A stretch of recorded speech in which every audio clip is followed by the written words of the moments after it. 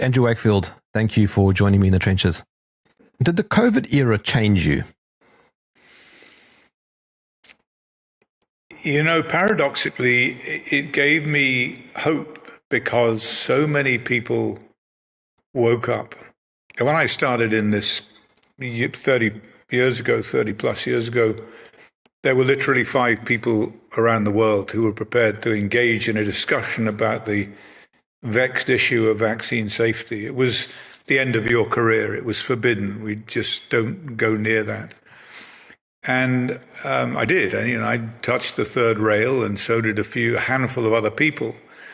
COVID changed everything. I mean, certain things changed everything. Film, I've found, changed everything. In the clinic, you can help one child at a time, and with a film, you can educate thousands at a time. So that was one thing. And then COVID came. And when people woke up to the realization that their lives and in their jobs and their businesses had been destroyed and their health had been destroyed, and it was all based upon effectively a lie, then half the adult population of the world started debating this and have come, in many cases, to the right side of this argument. So COVID changed a great deal for me. There is a silver lining to the COVID cloud, and it is the awakening of many people to the reality of vaccine issues. I'll give you one example. Peter McCullough, world's leading cardiologist, the most published cardiologist in the history of this planet. When he got engaged in this and lost his job, it was COVID vaccine. This is a problem, and we should not be using it, not been properly researched, etc. But the childhood vaccines are safe. But then, like every good scientist, he went down that rabbit hole and read and came to the conclusion that no, actually, none of them are safe. They've not been through adequate safety testing. So suddenly you had eminent people like that joining in the debate in a very sophisticated way and testifying before the American Congress, and it made a huge difference. So you wouldn't want to go back to 2019? No. I tend to look forward in life rather than backwards. I mean, history is crucial if we're to understand why we got to where we are and how to approach the future. But no, I look forward.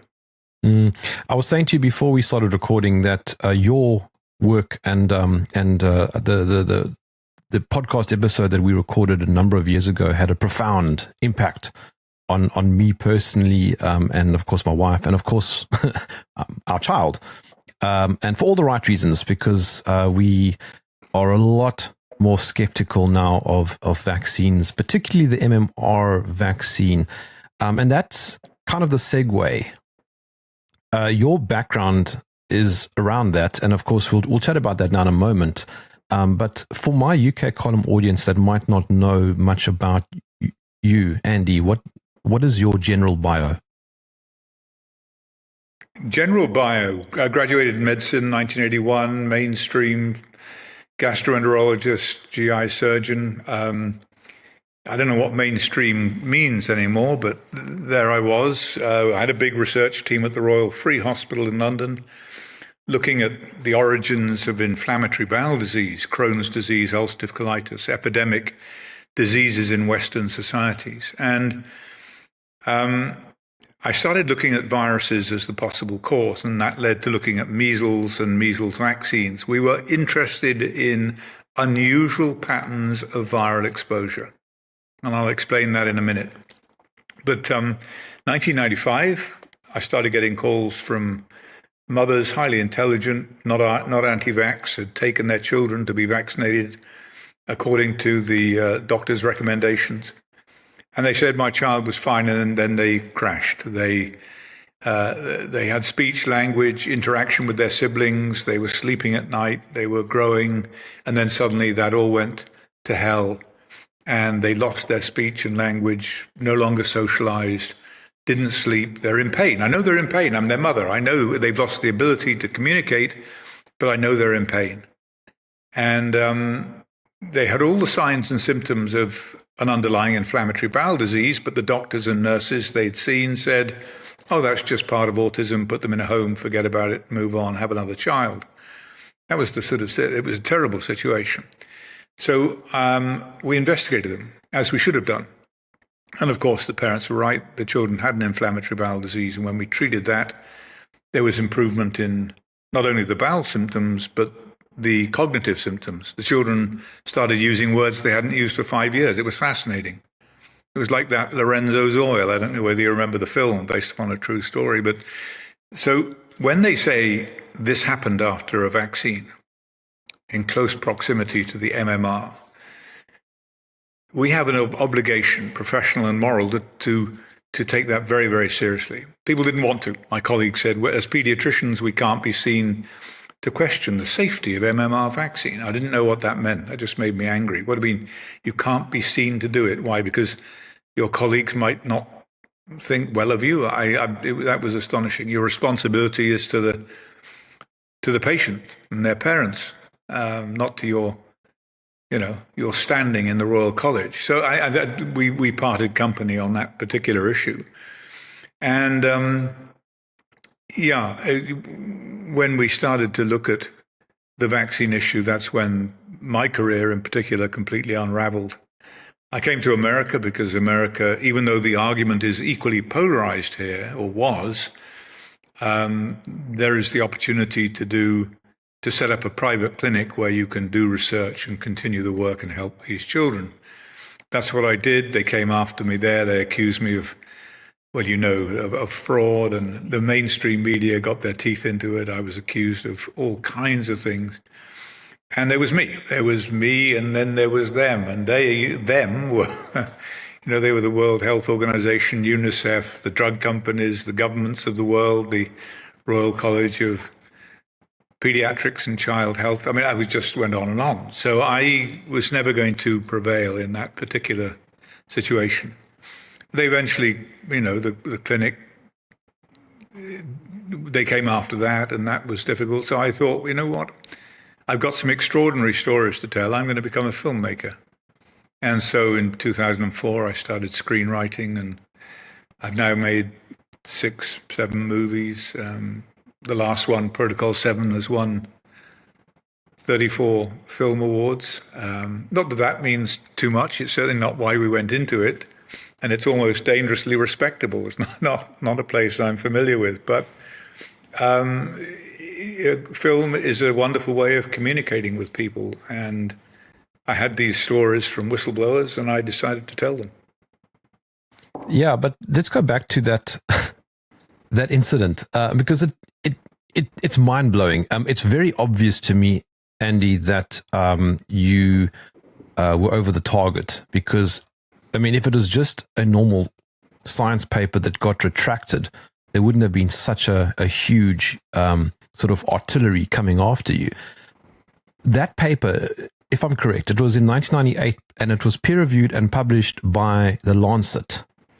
And you had done a study, you and your team, by the way, you had co-authors. I mean, let's not forget that also. You studied 12 kids, is that correct? Yes, by the time when we decided to write a paper after the first 12 children, yeah. Okay, so just take me through that just briefly.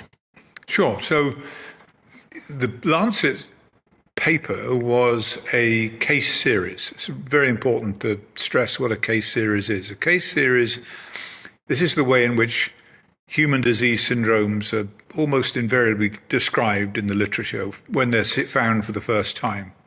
You have a group of individuals, in this case children, who present with a consistent and unusual pattern of injury. In this case, it was regressive autism and bowel symptoms, gastrointestinal symptoms, following in many cases the MMR vaccine. And so what you do is you report those. And what you report in the Lancet paper is what the parents told you, what the medical records show, what you found on clinical examination of the child, and what you found on investigation, for example, colonoscopy or laboratory analyses.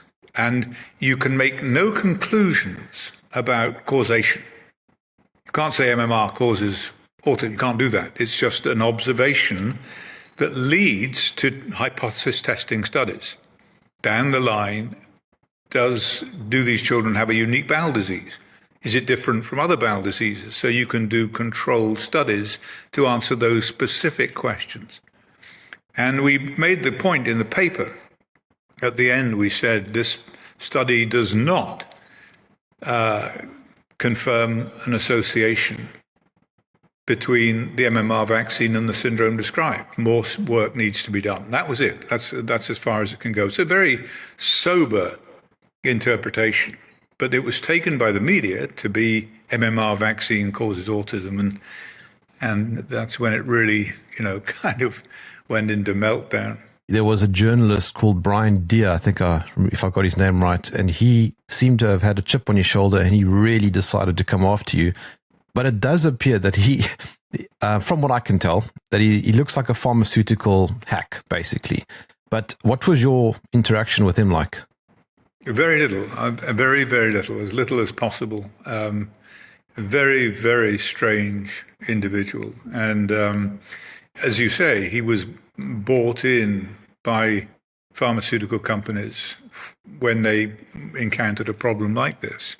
He did this with the pertussis vaccine, and a doctor from Great Ormond Street Hospital who reported the association between neurological injury and pertussis vaccine. And then he did it with me, and he was kind of hitman.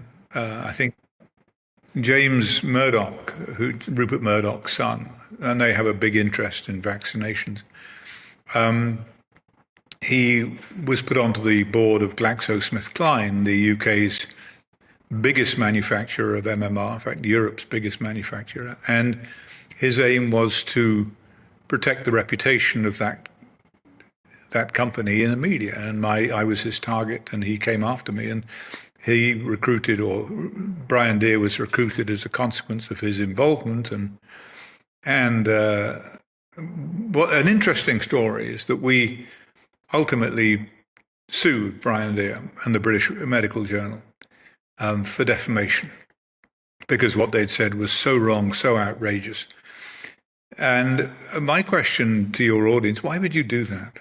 When you sue someone, all the facts, every single word gets laid out in the public domain for anyone to scrutinize. If you had committed fraud, unless you were totally insane, which I don't think I am quite yet, why would you do that? Why would you spend, for example, raise $3 million to fight this kind of litigation merely to have what Brian Deere said confirmed worldwide? You wouldn't do it. I mean, you'd have to be literally off your rocker. And so we lost that case, not because it never went to court. We were denied jurisdiction. So it never got tested on the merits of whether they'd been defamatory or not. It just, someone very high up, despite all legal precedent, said, you don't have jurisdiction. And so we never got to take Brian Deere to court, but he knows, and the rest of them know, that they would have lost if we had done that. But there's something obviously weird about that whole thing. I mean, firstly, the Lancet did publish the paper, and then they retracted it, which means that they were pressured by the pharmaceutical industry. Yeah, no, it was a threat to the vaccine market. It opened up the possibility of huge liability, and for injuries already incurred, children damaged. It was a massive, and it was the future of the pharmaceutical industry was vaccines. It was vaccines. There were vaccines for everything. They were throwing new vaccines into the market all the time.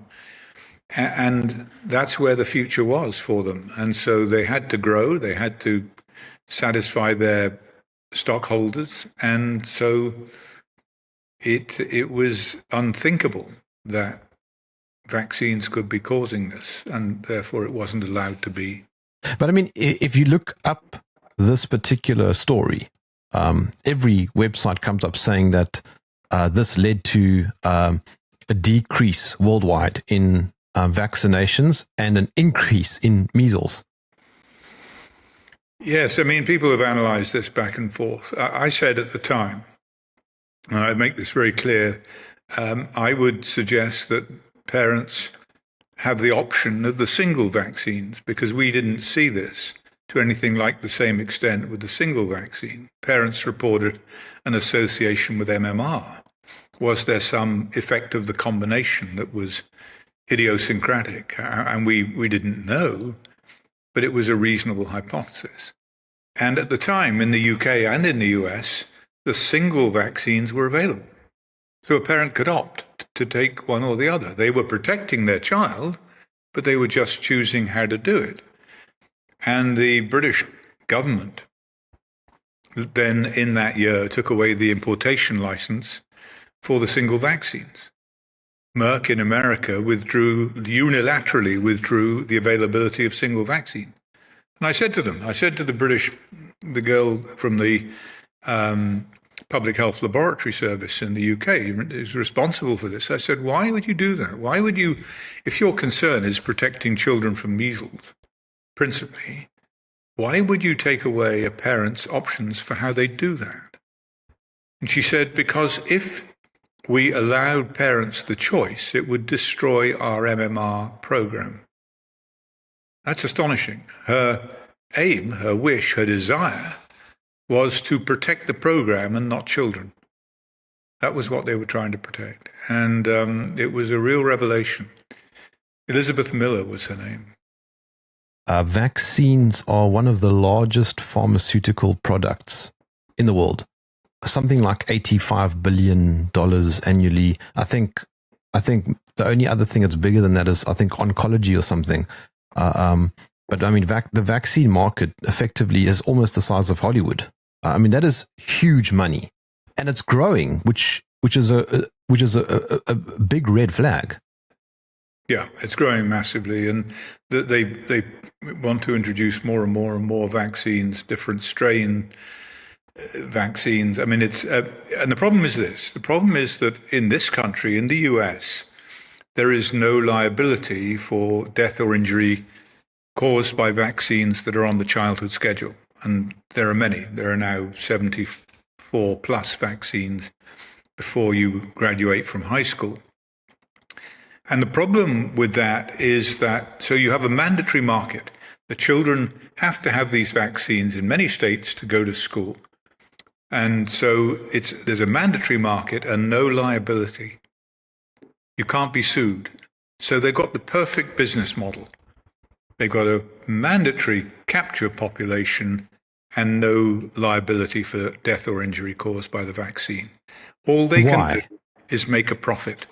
Because in 1986, they introduced the National Childhood Vaccine Injury Act, which protected the industry from liability. They said the industry held the feet of the government to the fire and said, if you want us to go on producing these vaccines, then you're going to have to indemnify us because it's not a big profit margin for us and we're going to pull out of the market and children will die of pertussis. How do you feel about that? That's the kind of blackmail that was exercised on the government.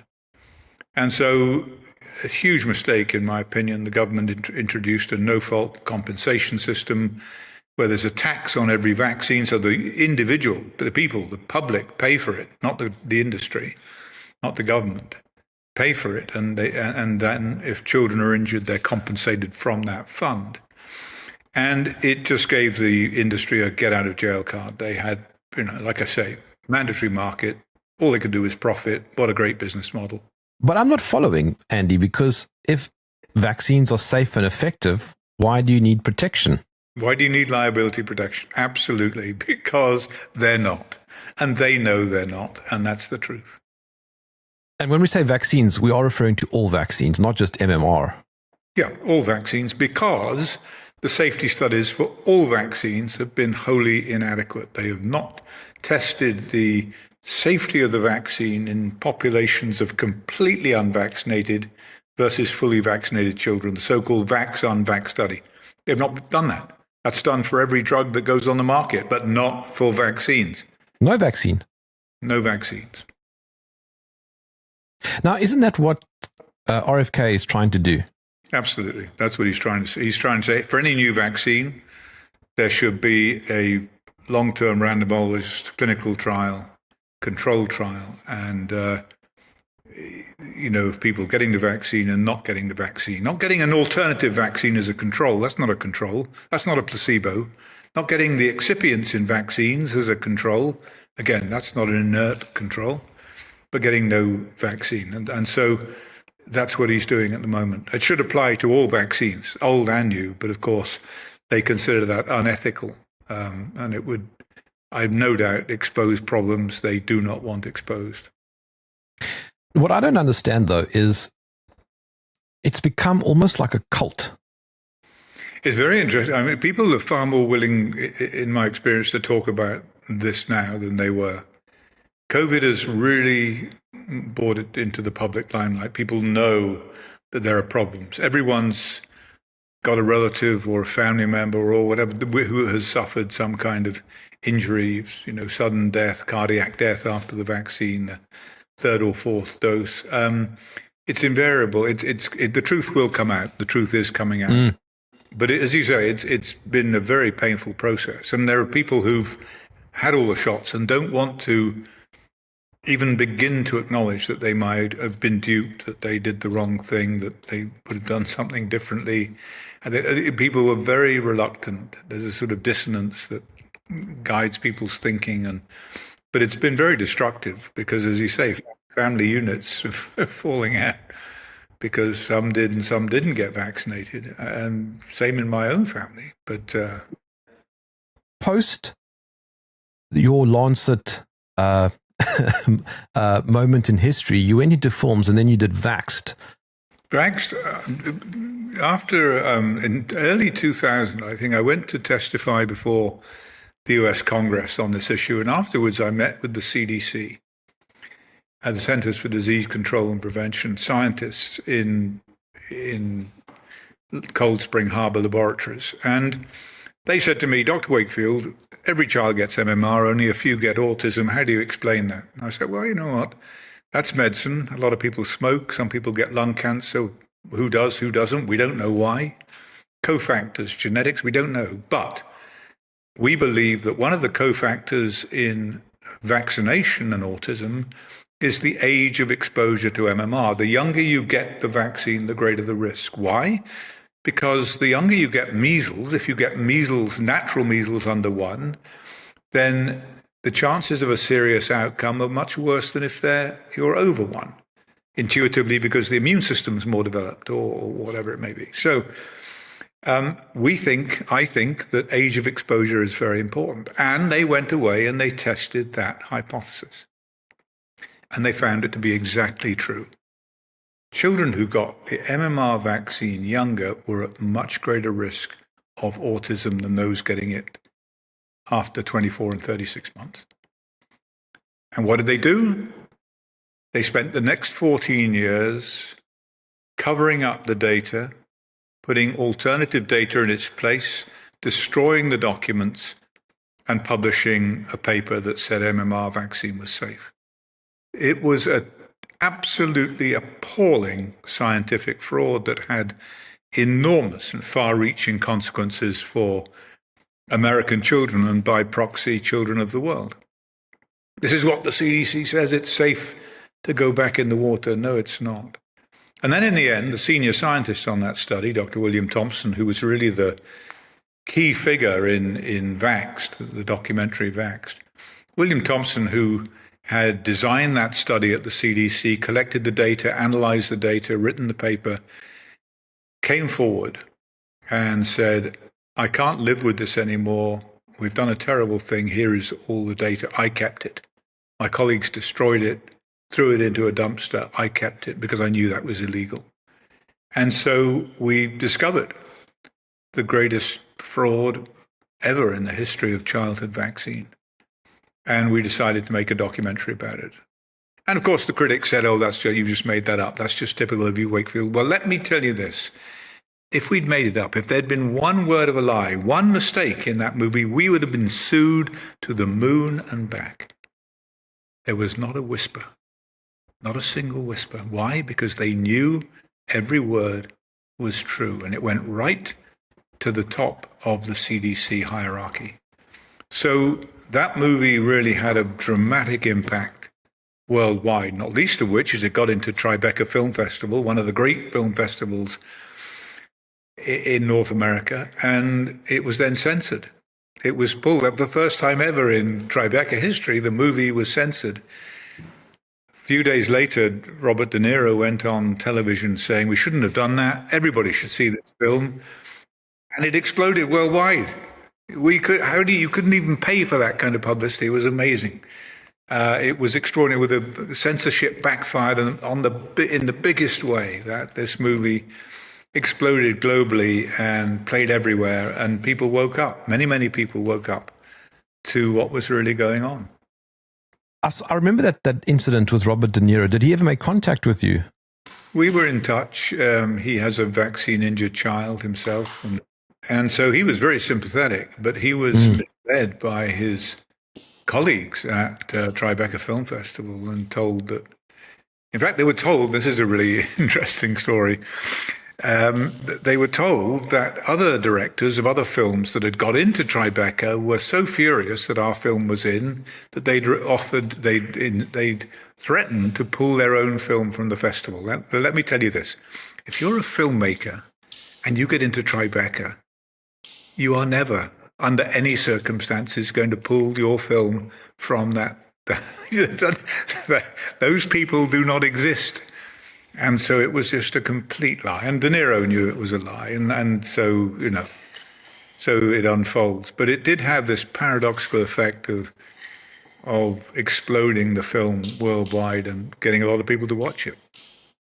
It's not common for A-list celebrities to speak out against vaccines like De Niro. I'm trying to think now, but there are a handful, I think. There was somebody that you knew back in the day, I think the model, what's her name, Elle Macpherson, I think Jim Carrey also, or his ex. Jim Carrey was very good. Jim Carrey was actually the first person to call me when I came back from England, having lost my medical license, which was very touching, yeah. So, I mean, and he had a thing once upon a time with his ex-girlfriend or wife. I don't even remember the story anymore. And I think they spoke to Oprah about it back in the day when you could still speak on TV Jenny about McCarthy, it. But when they were together, that's right. Jenny McCarthy. Yes. Yeah. Are there any other big names who take a sympathetic position? There are. Not so many, but it's a growing number. One, because it's become self-evident, and two, because so many children are now injured that their relatives, their grandchildren are being harmed, and so people are forward, particularly in the wake of COVID. So it's a very, very much larger group now than it ever was before. Why does the MMR vaccine matter so much? I mean, there are loads of vaccines, Andrew. Why does it matter so much? It matters because it's an interesting story. It matters to Merck, who developed the MMR, Maurice Hilleman from Merck, the late Maurice Hilleman. There was no unique license on the measles vaccine. There were a number of manufacturers. It was open season in the marketplace. Maurice Hilleman developed a vaccine for mumps, and Merck had a monopoly in the United States on that vaccine.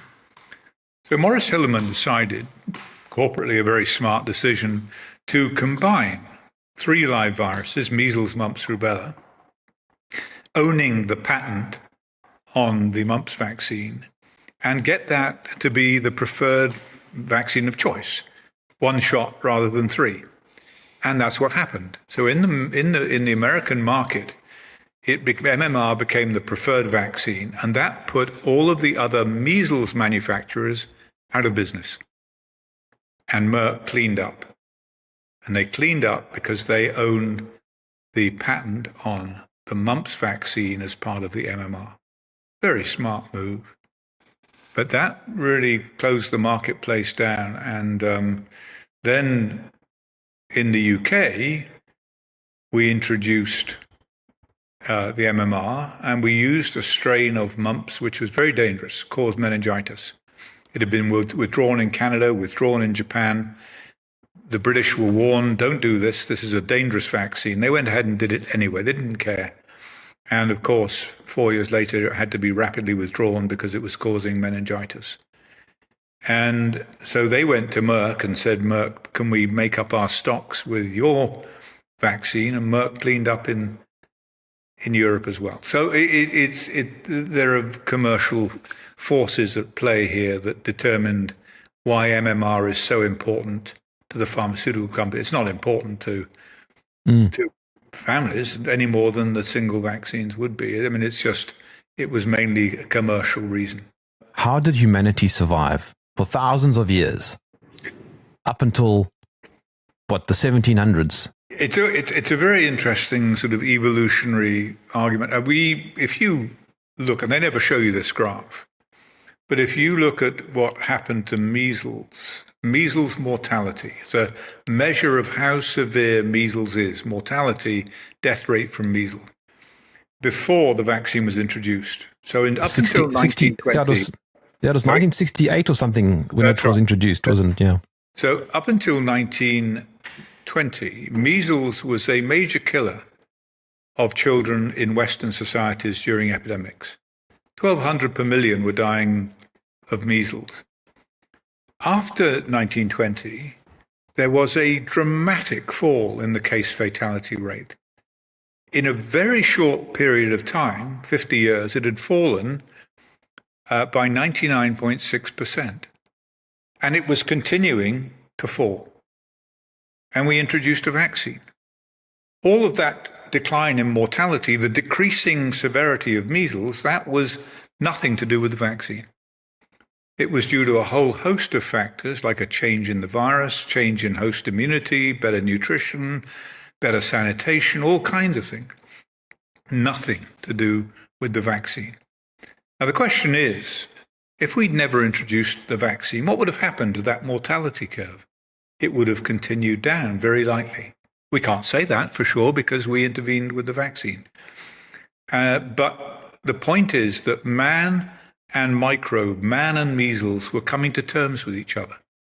A successful parasite doesn't kill people. It keeps them alive so it can spread from one to another. And measles was becoming a more successful parasite because it wasn't killing people. But we introduced a vaccine, and that confused the entire situation. And you could argue, and experts at the time did argue, there is no need for this vaccine. Don't interfere. Ask yourself what is different about that 1 in a million child that makes them susceptible rather than universal vaccination. Approach it from that individual child's perspective. But no, they saw profit at the end of it. They wanted to emulate what they perceived to be the success of polio vaccine, and so public health took over and made the decisions. But they never talk to you about that mortality curve because it really undermines their entire argument. That curve you're talking about, I think, is in Roman Bastianic and Suzanne Humphrey's book, Dissolving Illusions. You'll see the US data there, but yes. if you look the UK at too. Thomas McCown's Modern Rise of Population, you'll see exactly the same for the United Kingdom. So basically, in a nutshell, Andy, what you're saying is that plumbers were a lot more successful at eradicating measles than the vaccine. They were. They cost more. The plumbers always cost more, but yeah, they did a fine job. Yeah, measles isn't eradicated, and you can't eradicate a disease where the vaccine itself causes measles. So I think way back when there was a Disney outbreak in the States, there were, I think, 180 cases. I can't remember the precise number in this country, and it turned out that 43% of those were caused by the vaccine. They didn't tell you that at the time. They didn't want you to know that. They wanted you to think it was all unvaccinated people getting measles. 43% were caused by the vaccine. When you have a situation where the vaccine is causing the disease, you will never eradicate the disease. The same thing happened with polio. The polio vaccine caused polio.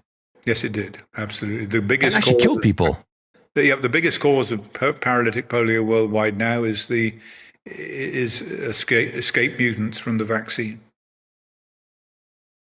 And then after a few movies, you ended up doing a movie, not a documentary, called Protocol 7. And as I was telling you before we started recording, it came up in conversation when I applied for my my US visa. That was based on a true story. It was because of the position I'd taken over the years. People came to me from the pharmaceutical industry and from regulatory agencies like the CDC and said, we've done a terrible thing. Here's the evidence. And so I became a kind of repository for whistleblowers. And I used to hand them off to special interest lawyers, public interest lawyers, to sue or not sue according to their merits. But I just thought, these would make wonderful films like Erin Brockovich and The Insider and so on and so forth. So I started screenwriting in 2004 and wrote this story, in 2012, I think, Protocol 7. I wanted to let it play out in court because it was going to court. That took decades and decades. So in the end, I just said the public need to know. And we got on and made the movie. And it was a lot of fun. It was such fun making a movie rather than a documentary. It was just great. I love working with actors and it did really well. It did really well. As I say, it won 34 film awards so far, and it's playing to audiences worldwide. It's available streaming, you can. I have it written down here. It is at wakefieldmediagroup.com. You can see it there, wakefieldmediagroup.com. So. It's done very well, and it could have done better if there hadn't been suppression, censorship, but that's the way of the world, I'm afraid. Just keep making those movies. When you look back, Andy, do you have any regrets, or was the attack by the pharmaceutical industry a blessing? It was very difficult. I won't pretend it hasn't been very, very difficult, particularly for my family and for my children, who have all been very, very supportive and loyal. But I spent far too much time away from my children. And so if I have one regret, it's that. But I do hope that ultimately they will look at their children and their children's children and say they're safer and they're healthier because people ask questions about something that was assumed to be safe and turned out not to be. I really, and I hope they can forgive me for the time spent away from them. That's my one misgiving about it. But I did realize halfway through, when things were really, really bad, I realized, I had a sort of reflective moment, and I thought, you know what? This isn't about you. Forget about you. This is not about you. This is about something far more important, and that is the health of children who have no voice. They've lost their voice, and someone needs to be able to speak for them. So shut up and get on with it. I think that sentiment, though, is shared by a lot of people now, Andy. And I mean, my mom was just saying to me a few days ago, if she knew what she knew now, thanks to people like you and others, she wouldn't have vaccinated me when I was a baby with the MMR. And I think we now have the opportunity to apply that to our next generation and hopefully their generation after that. And we keep hearing, though, that, well, we're going to see an increase in all these diseases again because of people who are going against the vaccine thing. And I don't think that at all. I mean, I think that that's just propaganda from the pharmacy, from the pharmaceutical industry. But I mean, I think there is hope, isn't there? I do. I think the first thing to say is that whatever happens, they've only got themselves to blame. They can blame you and me for having this discussion, but that's not where the root of the problem lies. They are to blame. They have created this situation. Particularly with COVID, we've seen this. They have created a permanent, unforgivable mistrust in public health because they've lied. They've used propaganda, bullying, whatever they've lied, and they will never regain that trust. Never. I think Bobby Kennedy in the States will go a long way to restoring the integrity of public health. But I'm afraid that the people who've perpetrated this, who've allowed this to happen, will not be forgiven and have only themselves to blame for you and I having this conversation right now. It's because it's a very necessary conversation to have. So we live in interesting times. I do have hope for the future. I think that with the right people in the right places, we're going to make a lot of progress. We're going to get some information, I think, in the last quarter of this year from Bobby Kennedy's studies as to what the precise role of vaccines in autism is. I think it'll take a while to unravel a very, very complex scenario, given the fact there are so many vaccines being given to children now. But I remain optimistic. But the battle is also a little bit more complex. It's not just about which vaccines are safe and effective, in my view. I don't think any are. But it's also the fact that the pharmaceutical industry is in bed with governments everywhere. And so now you have mandatory vaccines, and so like schools won't let kids in unless they have certain vaccines. And so now it becomes a very big challenge just to live. Yes, and they make it as difficult as possible.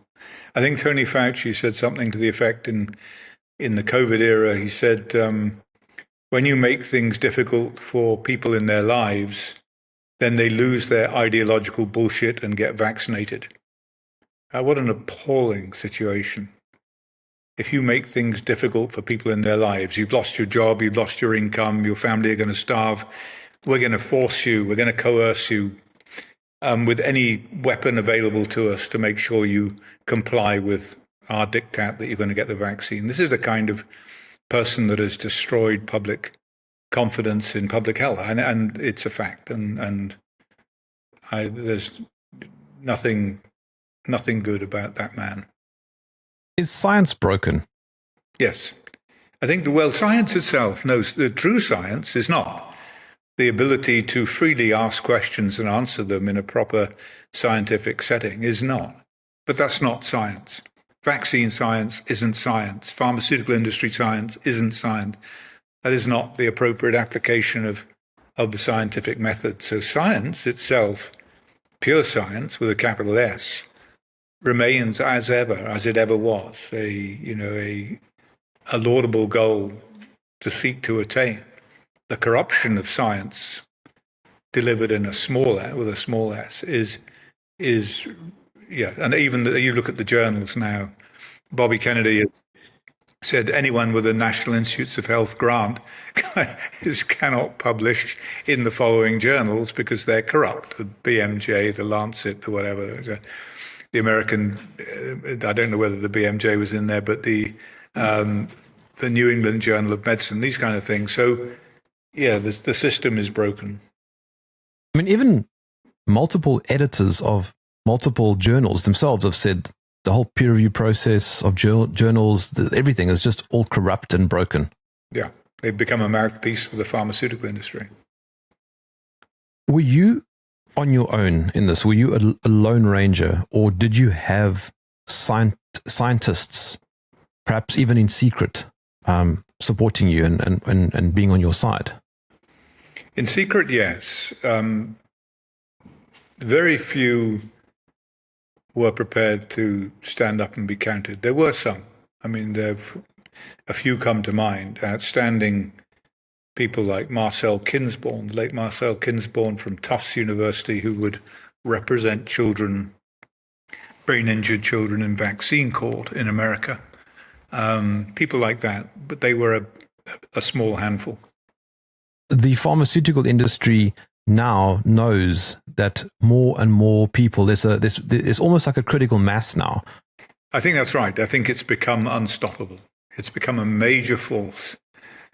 And it is a testament to perseverance, I think, that people have kept pushing and pushing, and parents have kept insisting. And in the end, you can move mountains. And occasionally it takes something like COVID to really mobilize a very large number of people, a number of very good scientists. Yes, they've lost their jobs. Yes, they've suffered the same fate as I have in many ways, but they've been resolute in their commitment to answering this question, testifying before Congress and writing papers. And they've survived. They've thrived. They've continued their work. And that's very, very encouraging. What's the moral of the story? Gosh, what is the moral of the story? I guess the story has to be written.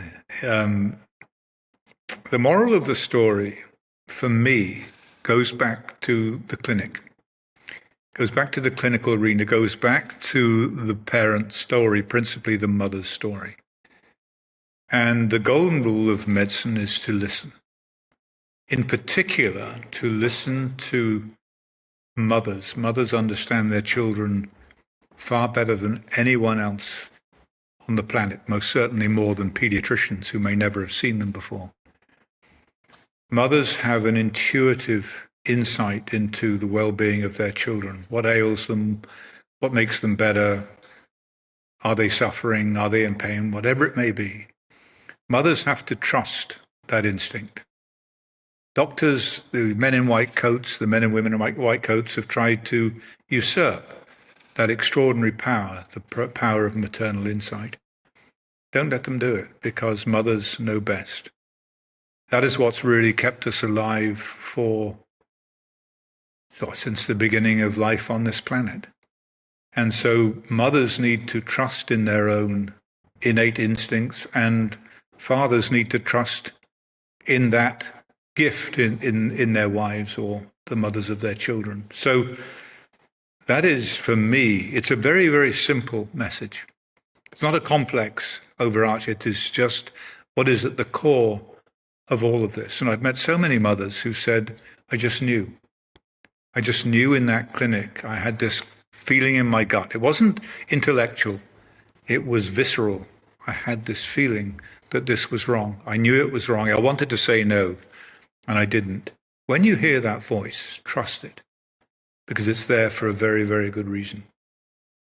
It's a good point that you're making there, because you're talking about trust, and more specifically, trusting mothers. The last few years, all we've heard is trust the science, trust the doctors, trust the experts. God save us from experts. You remember when Fauci was on TV and he said, if you question me, you question science? The arrogance of that statement. It's exquisite. It says everything you need to know about Tony Fauci. I think, he's a kind of almost a villain on the run in this country now. The way to push back is to arm yourself with knowledge. And the way to do that is to, I don't give advice about whether to vaccinate or not. That's not my job. My job is to make films that do the heavy lifting, that take all of the information and condense it into an entertaining, coherent whole, that do the heavy lifting for parents.